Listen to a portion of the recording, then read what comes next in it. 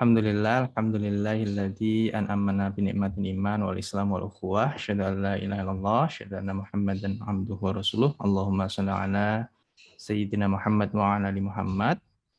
Bapak Ibu sekalian, sebelumnya perkenalkan dulu nggih, saya Muhammad Hafid. Saya dosen di Teknik Mesin UII dan juga anggota divisi Pendidikan Sains dan Teknologi ITSMI Orda Sleman. Pagi ini di kajian kajian Islam, Ilmu Pengetahuan dan Peradaban, saya ditugasi untuk menjadi moderator gitu untuk kitab edisi pagi hari ini. Tapi sebelumnya Bapak Ibu sekalian, kita buka dulu untuk acara kitab pagi hari ini dengan bacaan basmalah bersama. Bismillahirrahmanirrahim. Baik, pagi ini kita akan mendengarkan kajian kitab tema yang cukup menarik gitu ya untuk pagi ini ya, cukup menarik dan cukup berat saya kira untuk kajian pagi ini, yaitu tentang temanya itu Barat, Revolusi Sains dan Singularitas Teknologi gitu. Kita sudah dibersamai oleh Bapak Dr. Andes Suwarsono Muhammad gitu. Kalau kami di UII itu sudah hampir pasti tahu beliau gitu. Kalau kenal belum tentu, tapi kalau tahu pasti tahu gitu. Jadi beliau ini adalah Ketua Yayasan Badan Wakaf UII, di ITSMI Orda Sleman beliau di penasehat ITSMI Orda Sleman, Ketua Penasehat gitu. Pernah juga di penasehat KPK dan lain-lain, banyak apa yang sudah beliau jalani gitu berbagai jabatan. Beliau menulis banyak buku gitu. Kalau saya lihat banyak di manajemen strategik dari berbagai sudut, ada yang dari pemerintah, usaha dan seterusnya. Tetapi beliau juga banyak juga buku tentang Islam ada tentang ekonomi politik peradaban Islam klasik gitu ya. Kemudian juga kemarin itu yang juga sudah dibedah juga saya kira di kajian kitab itu tentang dari kapitalisme perdagangan ke kapitalisme religius gitu dan lain-lain, banyak sekali buku yang sudah beliau hasilkan gitu. Nah, pagi ini beliau akan menyampaikan tentang tadi yang saya sampaikan, revolusi sains dan singularitas teknologi. Mungkin waktunya sekitar 30-45 menit Bapak Suwarsono. Nanti kita lanjutkan dengan diskusi dan juga tanya jawab dari peserta. Untuk selanjutnya saya persilahkan kepada Bapak Suwarsono Muhammad untuk menyampaikan materinya. Pak Akbar mau ngomong dulu, Pak Akbar. Buatan Pak, lajeng lawan Pak. Ibu, Bapak, saudara-saudara, Assalamualaikum warahmatullahi wabarakatuh. Warahmatullahi wabarakatuh. Sudah bunyi ya? Sudah ya? Sudah, Bapak.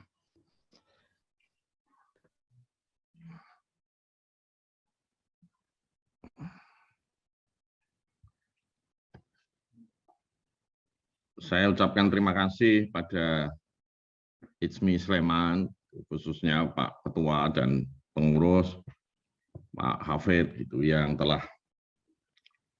membersamai saya pagi ini untuk cerita-cerita topik yang kata Mas Hafid itu ya kayak gitu tadi lah. Nah, sebetulnya saya menulis ini itu saya bersedia diminta ITSMI atau saya bersedia mengisi acara ini lebih karena agar saya bisa menulis ya. Jadi kalau nggak ada pendorong menulis itu juga kadang-kadang malas. Nah, cerita saya hari ini itu sebetulnya berkaitan dengan buku saya yang berjudul Kapitalisme Religius Peradaban Islam Masa Depan. Buku itu sudah jadi 7 bab. Dari dulu ya 7 bab aja, nggak tambah-tambah. Nah, supaya tambah ngomong ini, buku Kapitalisme Religius itu, pertanyaan-pertanyaan yang diajukan di dalamnya itu, pertama adalah, apakah memang kapitalisme itu hanya milik Barat dan lahir pada abad 17 Masehi? Itu pertanyaan pertama. Dan jawaban saya di buku itu tidak. Jadi kapitalisme itu tidak hanya milik Barat dan tidak hanya lahir pada abad 17. Kapitalisme yang lahir di Barat itu adalah kapitalisme industri. Jadi itu pertanyaan pertama. Dalam buku itu isinya adalah apakah kapitalisme itu hanya milik Barat dan lahir pada abad 17. Jawaban saya tidak. Dan itu banyak buku yang menyanggah seperti itu, banyak. Kapitalisme itu, kemudian pertanyaan kedua, kalau enggak, kapitalisme itu lahir di mana? Kapitalisme itu lahir di mana-mana di dunia. Yang paling terkenal tentu 2, 3, Cina, India, dan Arab. Sebelum abad 16. Sehingga bagi saya Arab itu adalah sejak sebelum Islam itu kapitalisme perdagangan. Setelah Islam menjadi kapitalisme religius. Nah, itu. Jadi pertanyaan kedua, kalau kapitalisme itu tidak hanya dijumpai di Barat, dijumpai di mana saja, ya di mana-mana. Salah satunya di Arab, di samping di India dan di Cina. Pertanyaan yang ketiga adalah, kapitalisme masa depan itu seperti apa? Nah, kalau kita mau jujur saja, yang terlihat di permukaan itu kapitalisme itu semakin eksploitatif. Tetapi saya mengajukan hipotesis, ada kemungkinan untuk lahir kapitalisme sosial. Nah, yang saya maksud kapitalisme religius itu tidak lain tidak bukan adalah kapitalisme sosial itu yang terinspirasi oleh praktek keagamaan pada masa awal Islam. Nah, gitu aja. Nah, semua pertanyaan-pertanyaan itu, 3 pertanyaan itu, saya tulis dalam 7 bab itu. Nah, setelah jadi 7 bab, itu ada pekerjaan yang harus saya kerjakan. Yang menurut saya tidak mungkin saya tulis sendiri. Apa itu? 7 bab itu kan baru strategi global, strategi komprehensif, strategi garis besar tentang bagaimana mewujudkan kapitalisme religius di masa depan. Nah, yang besar-besar seperti itu perlu dibantu oleh teman-teman, oleh Pak Akbar, oleh Mas Hafid, dan semuanya, menjadi strategi sektoral. Jadi mestinya setelah bab 7 itu ada strategi yang berjudul kira-kira pertumbuhan dan anti ketimpangan.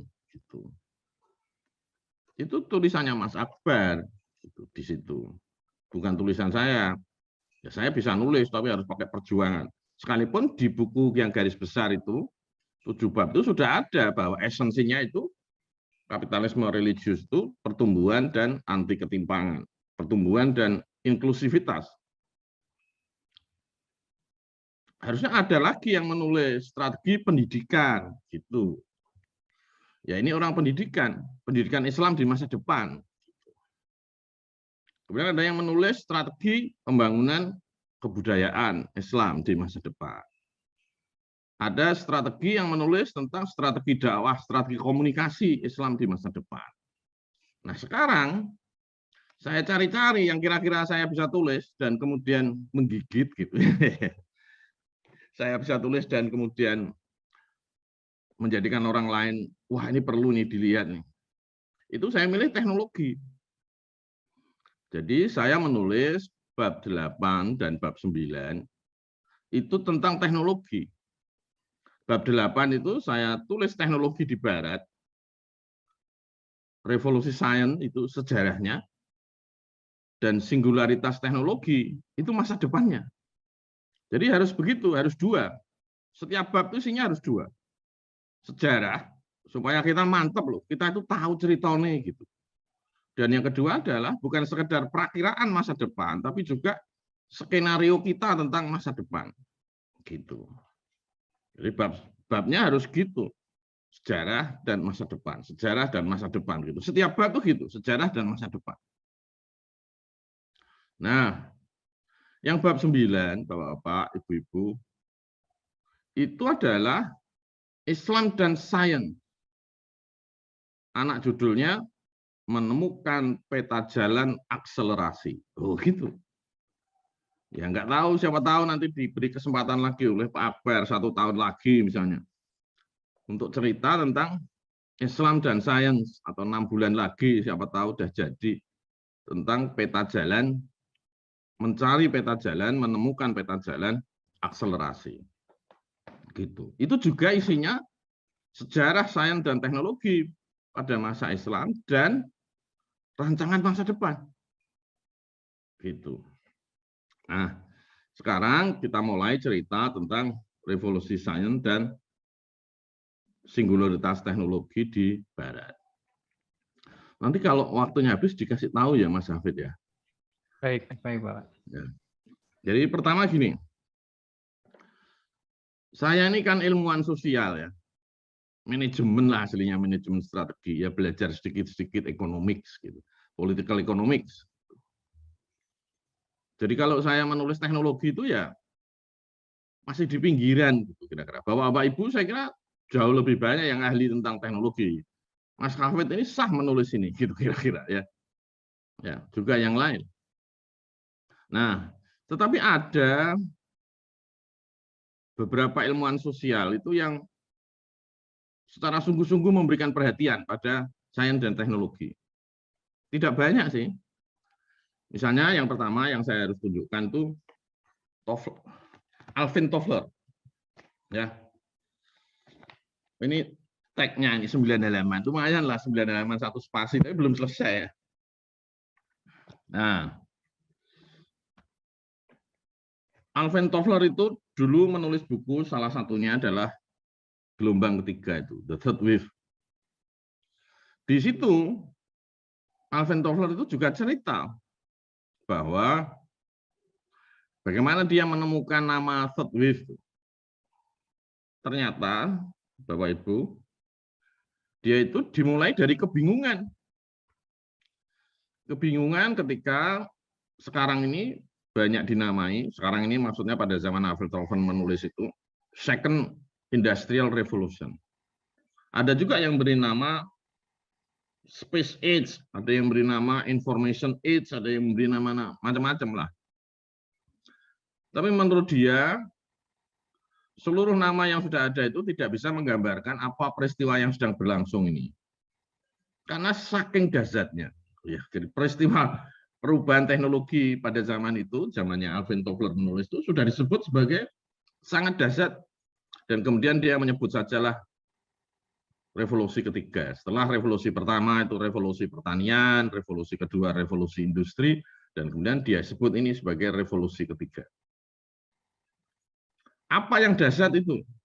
Yang dahsyat itu ternyata bukan saja teknologi itu berkembang dengan tingkat akselerasi yang tinggi, seperti yang ditulis dalam buku yang lain, misalnya Century of Change itu. Jadi teknologi itu berkembangnya semakin akseleratif dari satu abad ke abad yang lain.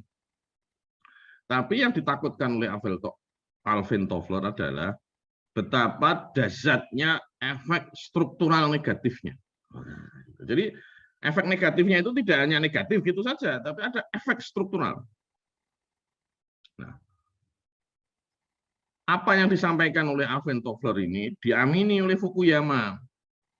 Ya, Bapak Ibu. Fukuyama itu juga mengamini, iya itu betul itu. Gitu.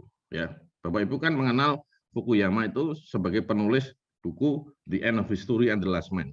Tapi dia menulis buku yang lain banyak, misalnya Great Disruption, misalnya Post-Human Era. Buku Post Human Era itu jelas menunjukkan bahwa masa depan itu adalah periode pasca manusia. Wah, kan menarik itu periode pasca manusia itu ya, Post Human Era itu.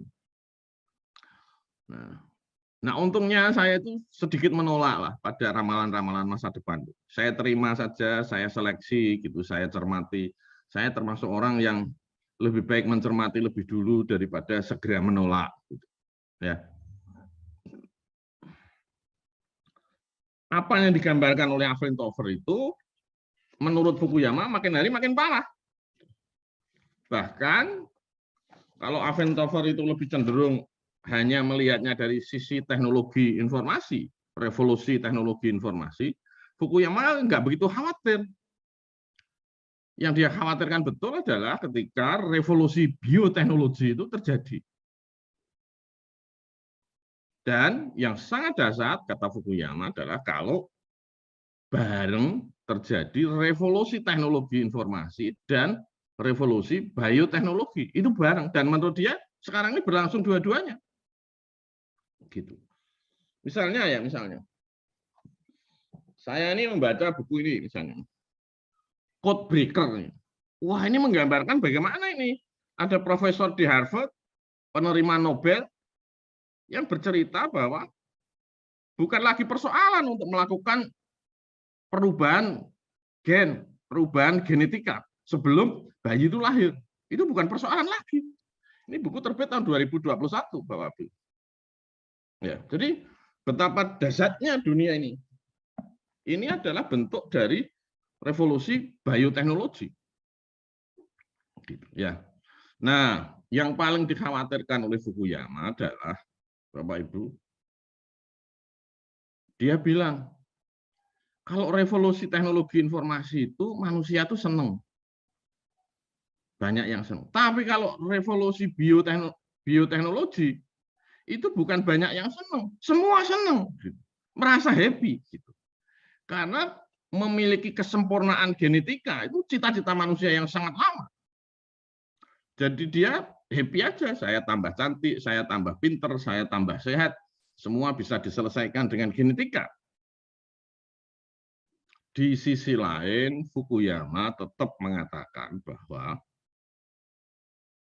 sejarah itu tidak pernah berakhir sepanjang teknologi tidak pernah berakhir. Jadi dia mengkoreksi sendiri tulisannya yang lama. Jadi di luar ideologi, teknologi itu sebagai driver yang luar biasa tentang sejarah masa depan, pergerakan sejarah masa depan, pergulatan sejarah masa depan. Siapa saja yang tidak memiliki itu tertinggal zaman. Nah, Bapak Ibu nanti bisa melihat dari sisi lain lah. Saya percaya saya ini pembelajar pemula soal teknologi ya. Tapi gambaran besarnya itu kayak gitu. Nah, kalau orang menggambarkan seperti itu, kemudian saya berpikir, apakah benar nih dunia masa depan itu menjadi, kalau pakai bahasa yang agak negatif gitu ya, scientism. Jadi semua ditentukan oleh sains. Atau pakai bahasa yang sedikit positif, singularitas teknologi. Bahwa teknologi menjadi variabel tunggal penentu masa depan. Itu maksudnya singularitas teknologi. Tidak ada variabel lain. Ya. Nah, saya bingung nih, kok serius amat nih dunia nih, gitu ya kira-kira gitu. Kemudian saya berpikir gimana ya kok orang ini melihat teknologi seperti itu dan perkembangannya seperti itu. Nah, seperti biasa Bapak Ibu, saya kemudian menengok sejarah dulu. Menengok sejarah ya. Jadi apa yang terjadi pada masa lalu. Menengok sejarah itu yang pertama saya lihat adalah tentu yang peristiwa-peristiwa besar. Yang pertama saya tengok, yang paling penting menurut saya dalam kaitan teknologi adalah revolusi sains. Gitu. Nah, orang yang pertama kali mendengungkan tentang, waktu itu dia agak ragu-ragu, dia tidak menyebut scientific revolution, enggak, tapi dia masih menyebutnya so-called scientific revolution. Gitu ya. Jadi masih pakai bahasa Inggris so-called. Ini bukunya. The Origin of Modern Science. Ini ditulis tahun 50-an.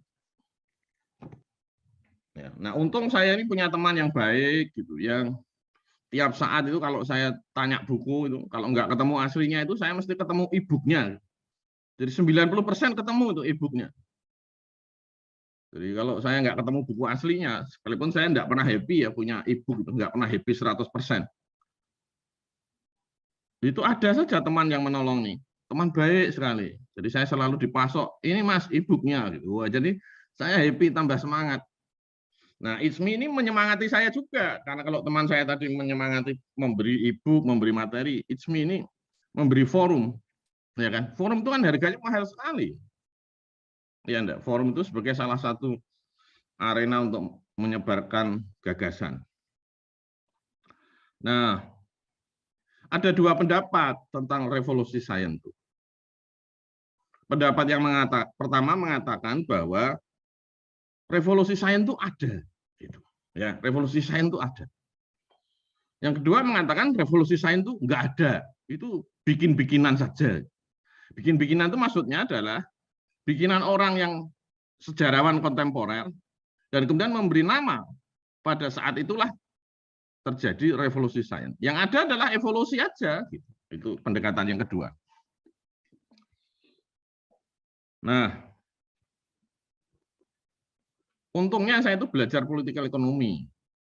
Jadi kalau saya lihat-lihat di semua buku ini yang dikutip untuk menjelaskan revolusi sains itu biasanya pendapatnya Cohen. Cohen itu ilmuwan sosial yang mendefinisikan tentang revolusi itu apa.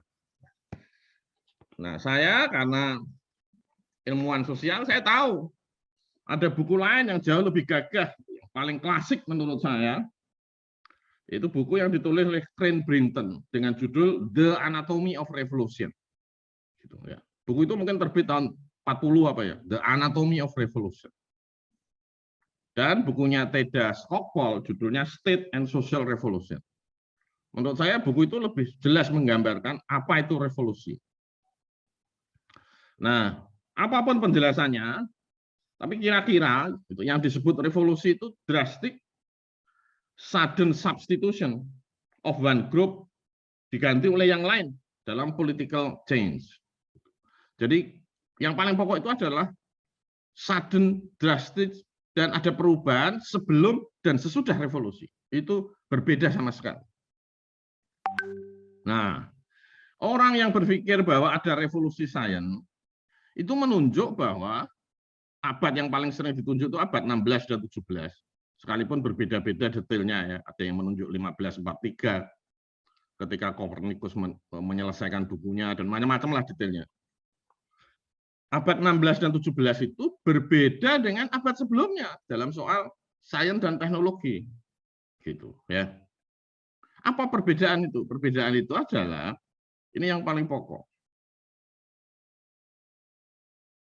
Kalau pada masa sebelumnya sains itu dirumuskan melalui dalil-dalil yang dijumpai dalam agama. Dalam hal ini Katolik. Dan sains itu dijumpai pada pikiran, analisis berdasarkan logika, terutama Aristoteles. Maka pada abad 16-17 itu enggak.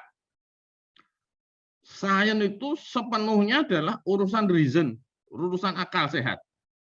Dan harus verify, harus empiris, harus bisa dibuktikan kenyataannya ada. Ini Bacon yang mengatakan empiricism. Nah, sehingga tidak lain tidak bukan sejak itulah yang disebut eksperimen dan experience itu menjadi penting. Sebelumnya enggak perlu ada eksperimen, enggak perlu ada eksperimen, enggak perlu dibuktikan, enggak perlu sepenuhnya akal sehat. Nah, memang ini ada gangguan. Ini yang disebut teman-teman yang Church Katolik itu, Katolik Church itu menggugat betul. Sehingga pada mazhab kedua itu sampai ada buku yang berjudul mengembalikan posisi Katolik Church dalam soal ilmu pengetahuan. Karena yang diuntungkan dengan kata revolusi sains itu sebetulnya Protestan. Karena Protestan lebih pro dengan ini dibanding Catholic Church.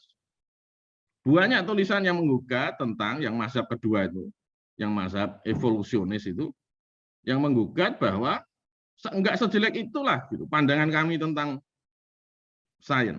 Sehingga dia mengatakan evolusi. Enggak betul, ada epistemological break. Epistemological break itu enggak betul.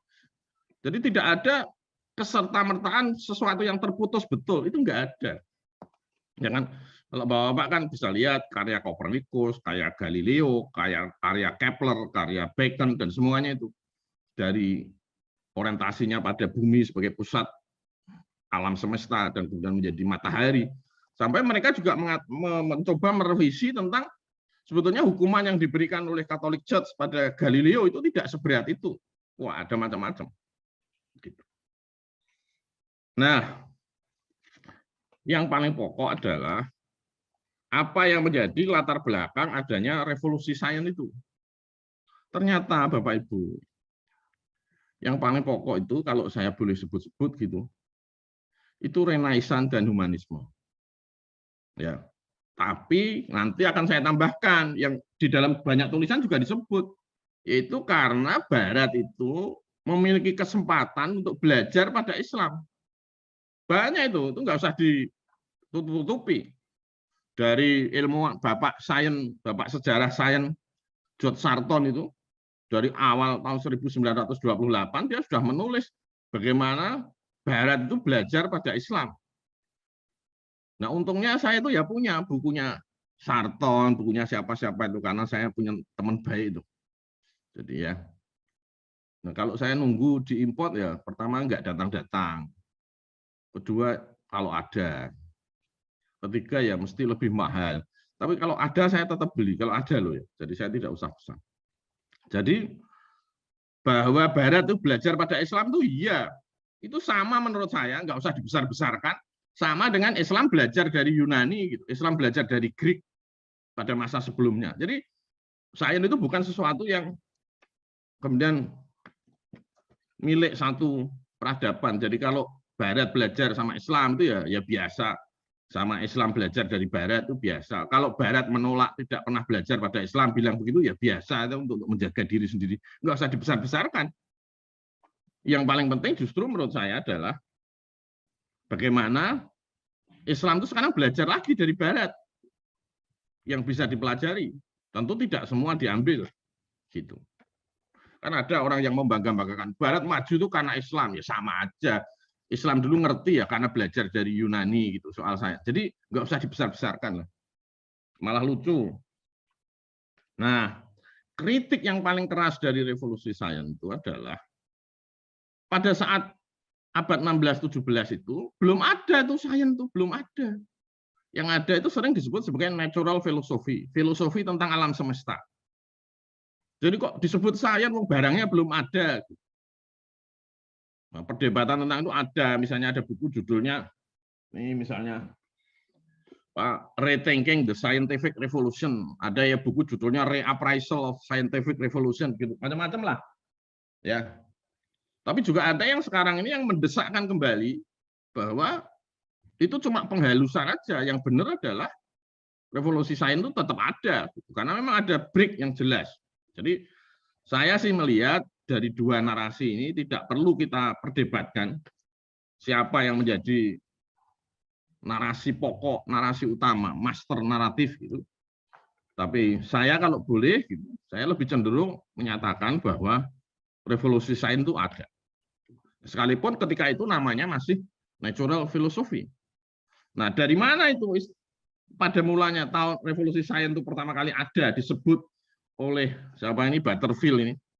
Herbert Butterfield dalam buku tadi yang saya sebut The Origin of Science itu di Cambridge, di University of Cambridge pada tahun 48 ketika itu Cambridge itu mengadakan satu seri kuliah 3 orang berturut-turut, 3 orang ilmuwan berturut-turut, dan barulah pada saat seri ketiga Herbert Butterfield itu kata revolusi sains itu mengemuka dan menjadi populer, gitu ya. Kemudian orang mencari-cari tahu dari mana ya Herbert Butterfield itu dapat terma, dapat kosakata, dapat frasa revolusi sains. Macam-macam nih. Tapi yang paling awal ada yang menyebut tahun 1915, ada tahun berapa gitu, yang nggak usah diceritakan secara detail di sini. Nah, sekarang yang masa depan. Jadi sebelum masuk masa depan, istilah revolusi sains itu muncul jauh lebih belakangan daripada revolusi sains itu sendiri. Kalau memang ada revolusi sains. Jadi baru tahun 48 dan bukunya Butterfield itu terbit tahun 52 atau 51 gitu. Jadi amat belakangan. Nah, itu sehingga tuduhannya itu mengatakan wah itu Whiggish historian gitu. Jadi menggunakan istilah masa sekarang untuk menjelaskan masa lalu. Ada yang bilang gitu ya enggak apa-apa, biasa ya perdebatan dalam dunia akademik. Nah, yang paling penting adalah kemudian masa depan. Masa depan ini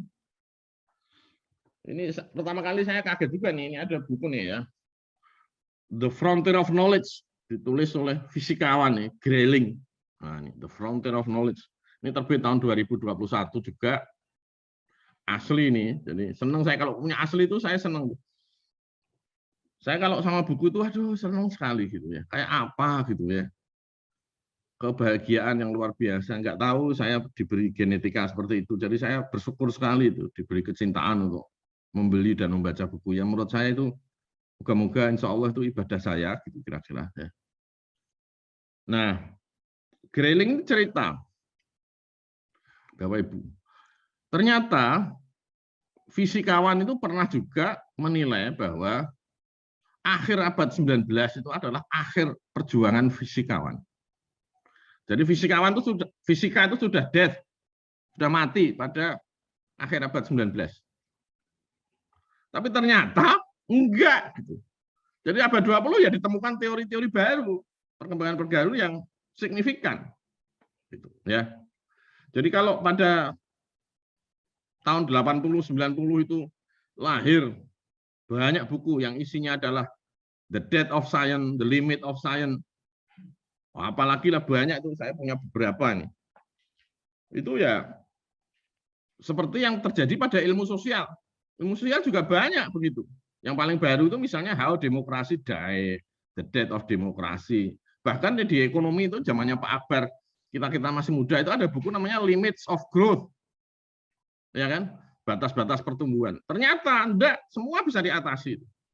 Batas-batas pertumbuhan yang sudah diramalkan sejak tahun 60-an, 70-an itu sampai sekarang ya jadi aja ekonomi tetap tumbuh. Jadi saya berpikir bahwa sampai sekarang yang disebut the death of science, kemudian the death of apa saja itu, the end of leadership, the end of big company, banyak buku-buku itu ya peringatan dini saja bahwa ada masalah. Nah, tapi prakteknya yang terjadi kemudian adalah terus saja dijumpai temuan-temuan baru. Misalnya nih ya, fisikawan yang menerima Nobel Muslim itu siapa itu Pak Abdul Salam ya, itu kan bertiga menerima itu sama Stephen siapa ya? Oh ini sama Stephen Feinberg. Nah ini orang yang menulis luar biasa, yang sama sekali tidak percaya pada the death of science. Dia bercerita tentang dreams of a final theory. Jadi dia membayangkan ada teori yang final yang bisa menjelaskan tentang alam semesta ini dari sisi fisika. Gitu ya. Jadi ini yang menerima Nobel bareng sama Abdul Salam itu. Kalau dia sebut juga, kalau ada yang mengatakan dead itu ya enggak apa-apa. Yang terjadi kemudian adalah sains terus berkembang di mana-mana. Sehingga saya sebut tadi sebagai ada kemungkinan memasuki fase singularitas teknologi. Karena manusia kemudian menjadi makhluk yang sempurna, yang bisa jadi lebih pinter daripada manusianya sendiri gitu pada awalnya. Ini ada seorang ateis juga, tapi tulisannya ya perlu dibaca ya. Michio Kaku, The Future of Humanity. Itu dia cerita tentang bagaimana peradaban masa depan di luar angkasa dan bagaimana caranya mencapai ruang angkasa itu. Bagaimana cara membekukan manusia, kemudian bisa hidup lagi dan sebagainya. Itu kan luar biasa. Tidak sepenuhnya sudah terjadi, tapi genetika code breaking itu sangat menjanjikan. Jadi Bapak Ibu, tentu saja ada persoalan etik, ada persoalan macam-macam. Saya tidak bayangkan kalau yang diramalkan oleh Harari itu betul-betul terjadi. Harari itu kan mengatakan bahwa hanya manusia unggul yang bisa hidup di masa depan. Manusia unggul seperti apa? Manusia unggul yang secara genetika. Kemudian manusia biasa jadi apa, kata Harari? Itu menakutkan sekali. Kata dia manusia itu menjadi tidak relevan di muka bumi. Terus ditanya dia, kalau kita ini tidak relevan yang manusia-manusia biasa ini, kerjaan kita apa? Menciptakan hiburan untuk menghibur diri sendiri. Wah, itu kan menyedihkan sekali itu. Luar biasa. Nah, jadi Bapak Ibu, nah kalau bagi Islam gimana? Bagi Islam adalah saya kira kita harus merumuskan sains masa depan, tetapi yang menjaga etika itu, yang pro etika. Itu yang sulit, saya bayangkan. Tapi Fukuyama sudah mulai. Ketika sains bergerak seperti itu, memang dibutuhkan satu tatanan sosial baru yang harus berbeda sama sekali dengan tatanan sosial yang lama. Seperti sekarang ini umat Indonesia itu kan dikenal sebagai citizen yang paling cerewet di media sosial. Karena ketika kita hidup dalam suasana media sosial seperti ini, ternyata kita tidak siap dengan tatanan sosial yang baru. Sehingga kita kemudian menjadi berperilaku yang paling aneh di muka bumi ini. Jadi Fukuyama mengatakan, oke lah, sains itu nggak bisa kita tolak. Tetapi kita semua harus menyiapkan landasan etik dan landasan hukum yang bisa digunakan untuk mengatur agar sains yang berkembang pesat luar biasa itu tidak mengacaukan perilaku manusia. Saya kira itu Mas Hafid dari saya. Mohon maaf kalau kurang jelas, bisa diperjelas. Kalau ada salah mohon maaf, tapi saya kira saya membutuhkan bantuan dari Bapak Ibu untuk memperjelas pikiran saya. Jadi justru saya yang membutuhkan kejelasan. Assalamualaikum warahmatullahi wabarakatuh. Waalaikumsalam warahmatullahi wabarakatuh. Nah, terima kasih Pak Suarsono, tadi sudah disampaikan banyak hal ya terkait dengan revolusi sains, bagaimana sejarahnya, ada yang setuju, ada yang tidak gitu ya. Kemudian berbagai revolusi yang sekarang, ada revolusi teknologi industri, revolusi teknologi informasi ya, ada revolusi bioteknologi yang nanti ke depan ada yang memprediksikan itu akan menjadi singularitas teknologi, gitu. Bahwa teknologi itu satu-satunya faktor gitu ya. Yang itu ya perlu kita diskusikan juga gitu. Baik, Bapak Ibu, untuk yang ingin bertanya, Bapak Ibu bisa raise hand gitu ya, raise hand atau bertanya di chat. Ini sudah ada satu pertanyaan Pak Suarsono dari Bapak Pujianto. Mungkin saya bacakan. Assalamualaikum Pak Suarsono, saya pernah membaca buku Menemukan Tuhan dalam Sains karya Mehdi Golsani. Menurut buku itu, masalah yang paling mendasar dalam sains modern adalah kerangka metafisiknya, sehingga cenderung menjadi sekuler. Karya itu, Mehdi Golsani menekankan pentingnya memberikan kerangka metafisik yang bervisi Tuhan, atau science theistic, dalam setiap kegiatan ilmiah, sehingga sains akan membawa seorang saintis dan manusia kepada Tuhan. Bagaimana pendapat Bapak tentang hal ini? Silakan Pak Suarsono. Masih di mute, Pak. Hampir semua buku yang mengatakan the death of science, science die, limit of science itu begitu ujungnya. Nah, jadi selalu berujung bahwa sains itu makin jauh dari fisik, itu makin jauh dari metafisik, dan oleh karena itu semakin meninggalkan Tuhan. Ya, jadi itu bukan satu-satunya pendapat, banyak yang berpendapat seperti itu. Ya, banyak. Nah, saya berpikir bahwa kan ini ada dua pol besar. Satu, pol yang mengatakan bahwa fisik itu makin jauh dengan metafisik dan karena itu melupakan Tuhan.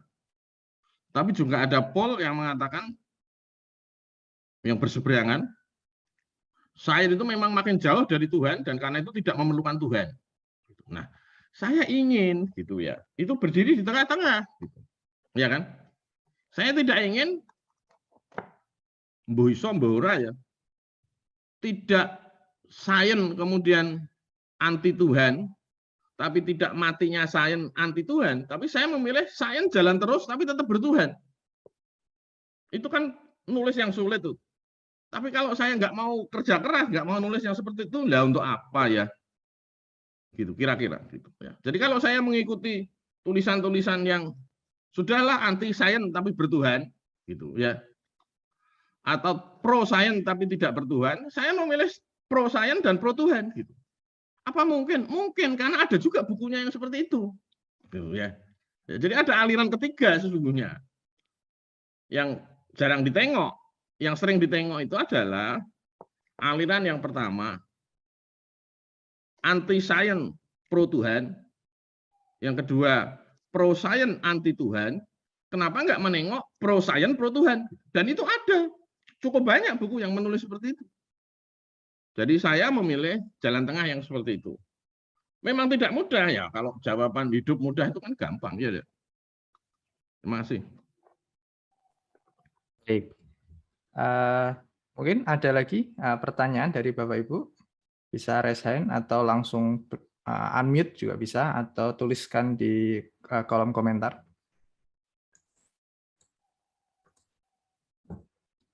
Silahkan Pak Samsul Hadi. Iya, matur nuwun. Mohon maaf ini sambil tasmi. Assalamualaikum warahmatullahi wabarakatuh. Salam.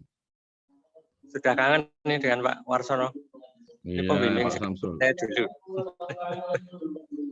Alhamdulillah bisa silaturahmi.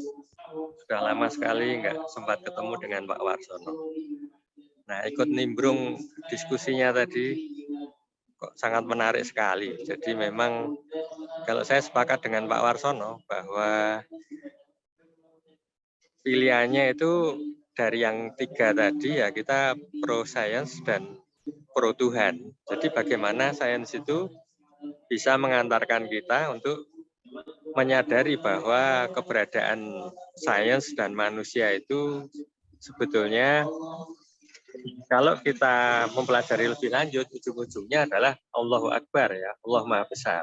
Tapi tentunya ini berbeda dengan ideologi atau landasan dari mungkin saintis Barat yang barangkali sebagian tidak mengenal Tuhan. Kemudian kalau tadi disinggung death of science, memang yang akhir-akhir ini berkembang mungkin wacana-wacana tentang munculnya Dajjal ya, kemudian mendekati kiamat ya, sehingga nanti terjadi perang Armageddon, semua teknologi hancur ya, kembali ke dulu ya, sains mati ya, lalu kiamat. Tapi saya kira pilihannya adalah memang tadi bagaimana masa depan kita ya sebelum terjadinya itu. Jadi bagaimana dengan adanya mempelajari sains itu bisa mendekatkan kepada kita sebagai umat Islam itu kepada Tuhan. Jadi kita tidak anti sains ya, tidak juga sains itu menjauhkan dari Tuhan ya, mengingkari kekuasaan Tuhan. Ya, saya kira saya sangat setuju dengan Pak Warsono, cuman masalahnya memang bagaimana kita memformulasikan ya agar umat Islam ini tidak hanya terkenang masa lalu ya, tapi bagaimana ke depan umat Islam ini juga bisa ikut andil ya, dalam pengembangan sains ke depan. Salah satunya juga mempelajari itu dari Barat. Matur nuwun Pak Suwarsono. Assalamualaikum warahmatullahi wabarakatuh. Jadi gini ya,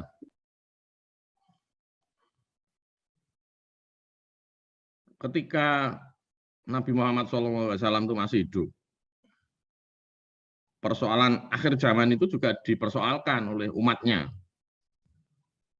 Jadi ketika Nabi perang, kadang-kadang kalah, mengalami kesulitan gitu ya, orang menyebut ini akhir zaman. Jadi orang menyebut akhir zaman tuh bukan hanya sekarang. Jadi kalau saudara baca, saya membaca buku Sirah Nabi itu ya kira-kira 54 biji apa berapa gitu. Saya punya koleksi agak lengkap tuh. Itu sudah lama. Jadi bukan hanya sekarang saja orang menyebut akhir zaman ya. Yang kedua adalah bagaimana ya agar kita itu kan gini deh. Yang saya khawatirkan tuh gini ya. Dari tulisan awal saya Kapitalisme Religius itu saya selalu bilang pertanyaannya itu apakah umat Islam itu sekarang itu merasa terbelakang atau tidak? Itu yang paling pokok. Nah ternyata kalau ada, wah sekarang ini kami nggak merasa tertinggal kok Pak Warsono, kami ini nggak merasa dijajah, kami ini nggak merasa terbelakang. Ya selesai dunia nih, sudah. Kami ini malah maju loh. Kami ini menjadi manusia yang paling etis di muka bumi. Tenane ya enggak. Gitu ya. Yang korupsi itu ya umat Islam gitu ya. Di mana-mana lah coba cari negara Islam yang bagus gitu. Ya kan? Gitu. Jadi itu persoalan. Kalau kita merasa happy dengan itu, selesai sudah. Nggak perlu memperjuangkan sains, nggak perlu memperjuangkan kita itu menjadi negara adikuasa. Dan saya sebut selalu, saya ingatkan bahwa Cina itu menjadi negara adikuasa, itu cuma perlu waktu 40-45 tahun. Asal mindset-nya benar. Dan pemimpinnya benar. Jadi yang paling sulit adalah memperbaiki mindset itu. Apalagi kalau kemudian semua kita menjadi anti negative thinking, the power of negative thinking. Jadi anti sains, anti pertumbuhan, anti kaya, anti apa gitu, serba anti dunia. Itu saya menakutkan. Mau doa kita aja nggak pernah anti dunia kok, pro dunia dan pro akhirat. Jadi saya kira tugasnya para agamawan sebetulnya untuk memulai bahwa membentuk mindset yang baru bahwa Islam itu pro dunia, pro akhirat. Nah sekarang ini enggak, menurut saya. Tapi saya kan enggak berani cerita, piye carane gitu. Ya, ini tugasnya yang ahli-ahli agama lah, ya kan? Gitu kira-kira ya. Jadi sangat banyak tugas kita ini di muka bumi ini. Nah saya merasa happy gitu. Wah ini tugasnya masih banyak ini ladang ibadah semua ini, gitu menurut saya, ya kan? Bukan ladang apa-apa, ini ladang ibadah semua kan, itu menggembirakan. Dibukakan pintu yang demikian besar supaya kita bisa beramal ibadah dengan ilmiah. Jadi kalau ada slogan di UI yang saya senang, nggak tahu dari mana slogan itu, berilmu amaliyah, beramal ilmiah, itu menurut saya, wah itu luar biasa. Jadi Bapak Ibu, nah, kalau ini bisa dilakukan oleh umat Islam, bahwa saya kira ada tulisannya siapa itu ya, Pak Akbar ya, yang judul buku Fikih Akbar itu loh, siapa itu ya, dosen UIN apa mana ya? Itu kan bercerita itu, pokok persoalan manusia umat Islam itu adalah happy, bahagia di dunia dan di akhirat. Kemudian dia ceritakan tuh, oh secara fikih bagaimana pembahasannya tentang bahagia dunia dan akhirat itu, dokter siapa gitu ya. Buku itu sangat pro dunia dan sangat pro akhirat, itu luar biasa.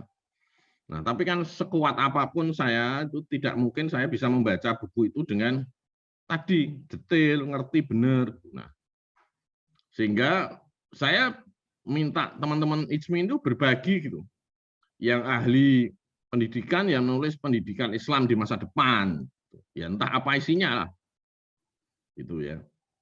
Jadi tidak hanya masa lalu saja yang ditengok-tengok. Jadi ini kita ini butuh tulisan yang paling banyak tentang skenario masa depan. Misalnya itu saya nggak bayangin ya, perang itu ternyata masih bisa terjadi loh antara Rusia dan Ukraina, itu kan nggak unthinkable gitu ya. Unimaginable, tapi terjadi dan tidak ada lain yang menang ya mesti Rusia, tidak ada Ukraina menang, ya kan? Itu kalau pakai bahasa yang sederhana. Karena superioritas Rusia itu seperti itu dari sisi teknologi, dari sisi ekonomi, dari segala macam. Nah, kita kan nggak ingin gitu. Kemudian kita ini kalah melulu, nah, gitu kira-kira. Jadi 3L itu harus diartikan kalah melulu. Kita ini kalah terus gitu, menurut saya. Yang punya harapan dari sisi sains itu menurut saya di dunia Islam itu baru satu, Iran, gitu ya. Lainnya enggak ada. Turki jauh, Iran yang punya harapan untuk berkembang secara pesat dari sisi sains. Saya pernah lihat sendiri pameran sains di samping saya baca buku ya. Terima kasih. Baik, terima kasih Pak Suarsono. Bapak Ibu, mungkin ada pertanyaan lagi, mungkin pertanyaan terakhir nggih? Kalau masih ada. Ya Pak Kafid. Ya, silakan Pak Akbar. Terima kasih Pak Warsono. Tadi kan ada dua kutub ekstrim gitu, dan Pak Warsono sudah memilih untuk di tengah gitu, jalan tengah ya. Ya. Nah, dan itulah yang sepertinya kan selama ini pengen dilakukan gitu ya, oleh banyak orang, misalnya dengan memunculkan istilah Islamisasi ilmu pengetahuan, integrasi ilmu pengetahuan, dan macam-macam variasinya gitu ya. Yang juga sepertinya sampai sekarang belum selesai teman-teman formulasinya gitu. Nah, kalau menurut Pak Suarsono gimana tuh sebenarnya formulasi yang pas gitu? Mungkin saya juga belum menemukan ya, tapi saya itu diminta menulis oleh teman-teman VI tentang pendapat saya terhadap Islamisasi ilmu pengetahuan yang khususnya dikembangkan oleh Ismail Faruqi. Saya memilih tidak bersedia. Dia terbit buku nih, saya sudah dapat nih. Tapi masih pracetak, jadi mungkin sebulan lagi paling lama sudah jadi. Salah satu chapternya itu ada yang membahas tentang Islamisasi ilmu pengetahuan versi Al-Atas, bukan versi Ismail Faruqi. Nah, sudah sempat saya lihat kemarin siang,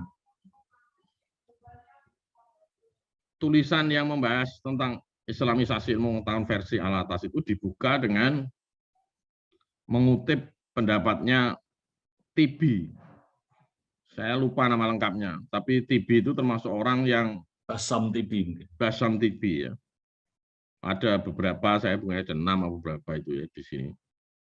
Itu ini jangan-jangan bagian dari politik Islam fundamentalisme, tapi diwujudkan dalam konteks ilmu pengetahuan. Gitu. Ya, saya sih memilih tidak mengambil jalan itu. Semua orang kan mengambil jalan itu. Sekalipun saya punya buku lain juga itu terbitan mana ya? Edinburgh ya. Edinburgh itu di mana ya? Di Eropa sana ya. Edinburgh University ya kan.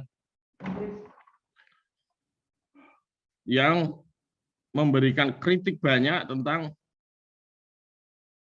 pendidikan dan sosial pada masa Islam. Lupa saya malah punya 2 apa itu, buku itu ya. Saya merasa belum punya, terus saya beli lagi gitu. Jadi bisa dibeli kalau ada yang mau, tapi jangan minta. Itu nggak sehat kalau minta. Dan ini bisa dibeli oleh siapa gitu, oleh UI apa oleh siapa. Nah, di buku itu ada satu artikel panjang yang mengkritisi tentang Islamisasi ilmu pengetahuan. Ketepatan bagus cara mengkritiknya menurut saya, dan kesimpulannya adalah setelah sekian tahun, itu kan dari tahun berapa ya, 70-an ya, 70-an akhir paling enggak, itu tidak berujung, tidak berpangkal, ya cuma wacana saja. Kalau saya melihatnya begini, usulan saya adalah ilmu-ilmu yang dihasilkan oleh sarjana Islam pada masa Islam Jaya, itu kan banyak ilmuwan kita, ya enggak? Andainya temuan-temuan itu tidak ditemukan oleh sarjana Islam, jadi ini memang sulit berpikirnya, tapi ditemukan oleh orang Barat, apakah menghasilkan teori yang berbeda? Itu pertanyaan saya. Jadi misalnya Ibnu Sina menemukan sesuatu, siapa lagi ahli kita menemukan sesuatu. Saya banyak itu diberi teman saya itu, mungkin ada 15 ya. Islam in the Making of Science gitu, 15 buku. Belum saya baca itu, tapi garis besarnya sudah saya lihat. Jadi kalau yang ditemukan oleh mereka itu misalnya yang Islam itu ternyata misalnya yang menemukan itu orang Barat dan itu tidak beda. Gitu. Ini kerangka berpikir saya ya. Maka tidak perlu itu Islamisasi ilmu pengetahuan. Nyatanya yang ditemukan oleh orang Islam dan nyatanya yang ditemukan oleh orang Barat dalam hal sains itu kurang lebih sama. Nah, menurut saya ini agak berbeda dengan ilmu-ilmu sosial. Ilmu-ilmu sosial mungkin, ya. Jadi ada politik Islam, ada komunikasi Islam. Itu catatan saya. Catatan yang kedua adalah saya nggak menduga nih, saya terkejut betul ya membaca statement ini, dan belum saya baca detail. Salah satu ilmu yang paling belum berkembang, paling terbelakang menurut orang ini, itu psikologi. Karena itu sangat sulit itu ya. Jadi jangan-jangan Islam memiliki peluang untuk di sini. Yang menulis ini orang Barat loh, bukan orang Islam. Psikologi, karena ini ilmu yang, wah, coba nanti saya bacanya ya, 3 chapter dia menulis tentang bagaimana kesulitan dia memahami tentang psikologi. Gitu. Nah, kalau ini benar, mungkin ada peluang. Jadi saya kira Pak Akbar, kita harus memilah-milah kayak gitu. Jadi psikologi itu kita memiliki peluang. Ilmu sosial menurut saya kita memiliki peluang. Tapi untuk sains saya kira Abdus Salam itu berada pada posisi ini. Juga satunya lagi siapa itu ya? Siapa itu yang pakai bibi belakangnya itu Pak Nurholis? Siapa gitu? Itu berada pada posisi ini. Pada posisi sains itu temuan orang Islam, temuan saintis Muslim dengan temuan saintis Barat itu nggak beda. Nah, gitu. Jadi kalau kita bisa memilah-milah begini, mungkin kita lebih punya jalan yang lebih terbuka. Jadi kesimpulannya apa kalau saya? Saya tidak tergesa-gesa melakukan integrasi, saya tidak tergesa-gesa melakukan islamisasi ilmu pengetahuan. Mungkin saya mundur ya. Saya memilih dialog saja antara ilmu dan agama, antara ilmu dan Islam. Kalau kita bisa dialog, tidak segera menghukum orang, yang paling saya takutkan kan itu. Ketika saya tidak bersedia menulis di VI itu, saya takut kalau dihukum. Kita ini kan gampang menghukum, ya enggak? Nah, kalau kita sudah bisa, saya bayangin itu ya, era Nurholis Majid, era keterbukaan itu pada zaman Nurholis Majid masih Sugeng itu, kembali hadir, gitu. Tidak segera menghukum, tapi dialog gitu dengan tenang, gitu ya. Nah, sebetulnya kan itu prasyarat untuk mengembangkan sains. Ya, kalau tiba-tiba ada orang yang berpikiran nyeleneh dihukum, saya ini kan paling takut itu dihukum gitu, wah saya takut sekali. Dan jangan lupa ya, Kopernikus itu menerbitkan bukunya itu setelah dia mati. Padahal buku itu sudah jadi kira-kira 10 tahun, 12 tahun sebelum dia meninggal dunia. Kenapa? Karena takut dihukum. Dan akhirnya yang dihukum Galileo, gitu, yang membuktikan teori Kopernikus itu. Ini kan, jadi kalau dari dulu agama itu, dalam hal ini itu memberikan keberanian memberikan hukuman itu tinggi sekali. Nah, saya tidak ingin umat Islam Indonesia gitu itu dengan tergesa-gesa kemudian memberikan hukuman pada pikiran-pikiran yang berbeda, pikiran-pikiran yang tidak mapan. Nah, pada masa sekarang yang seperti itu berkurang jauh dibanding pada zaman dulu, zaman Nurholis dan kawan-kawan. Nah, sekarang kalau ISMI ini kemudian memberikan ruang dialog yang lebar, saya kira itu berbahaya besar ini, bahayanya Pak Akbar dan kawan-kawan. Terima kasih. Baik, terima kasih Bapak Suarsono Muhammad. Diskusi yang menarik sekali pagi ini, weekend kita diskusi banyak ya terkait dengan sains, kemudian masa depan gitu. Dari diskusi ini kita bisa membayangkan bahwa ternyata PR kita masih banyak gitu ya. Nah, apa namanya tentang masa depan itu nanti seperti apa, kemudian apa yang bisa kita kontribusikan gitu ya. Mungkin juga bagi IDSMI Orda Sleman juga nanti kira-kira apa yang bisa dikontribusikan gitu ya untuk masa depan terutama Islam gitu. Baik Bapak Ibu sekalian. Terakhir sekali. Oh, ya. Saya nggak tahu ya, kalau buku saya ini 8 bab toh, 7 tambah 2, 9 ya, 9 bab itu kira-kira ya 200 halaman. Wah itu kalau ada yang bantu nyariin penerbit gitu seneng saya ya. Ya saya juga akan cari sendiri ya. Tapi kan kadang-kadang saya ini orangnya agak males-malesan.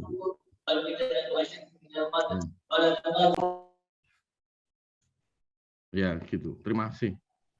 Mohon maaf Bapak Ibu.